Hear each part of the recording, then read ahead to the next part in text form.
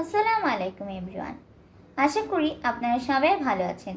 Ramzan special পর্বে আজকে তৈরি করছি স্ট্রবেরি লাচ্ছি। সারাদিন রোজা রাখার পর শরীরের ক্লান্তি দূর করে দিবে এমন একটি ড্রিঙ্কস শেয়ার করছি।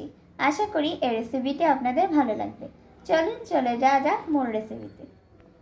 স্ট্রবেরি লাচ্ছি বানানোর জন্য আমি এখানে একটি বাটিতে 5 পিস স্ট্রবেরি নিয়ে নিয়েছি। এগুলোকে ধুয়ে পরিষ্কার করে নিয়েছি। এখন আমি এগুলোকে কেটে নিচ্ছি।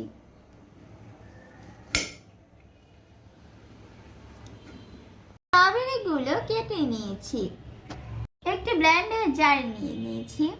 এখানে আমি 1 মগ দই নিয়েছি। ব্লেন্ডার জারে দিয়ে দিচ্ছি।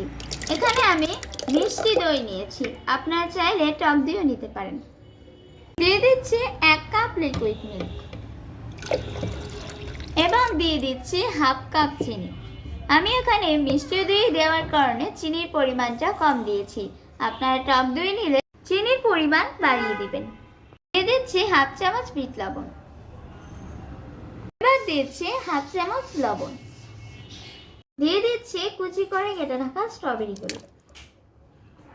দিয়ে দিচ্ছি 1.5 কাপ পানি। এখন আমি এগুলোকে ব্লেন্ড করে নিব। ব্লেন্ড করা হয়ে গিয়েছে। কিছু স্ট্রবেরি ওপর থেকে ছড়িয়ে দিচ্ছি। তৈরি হয়ে গিয়েছে স্ট্রবেরি লাচ্ছি। আজকের এই স্ট্রবেরি লাচ্ছির রেসিপিটি যাদের ভালো লেগেছে তারা অবশ্যই লাইক, কমেন্টস ও শেয়ার করতে ভুলবেন না। সেই সাথে আমার চ্যানেলটি সাবস্ক্রাইব করার অনুরোধ রইল। আজকে এ পর্যন্তই। আল্লাহ হাফেজ।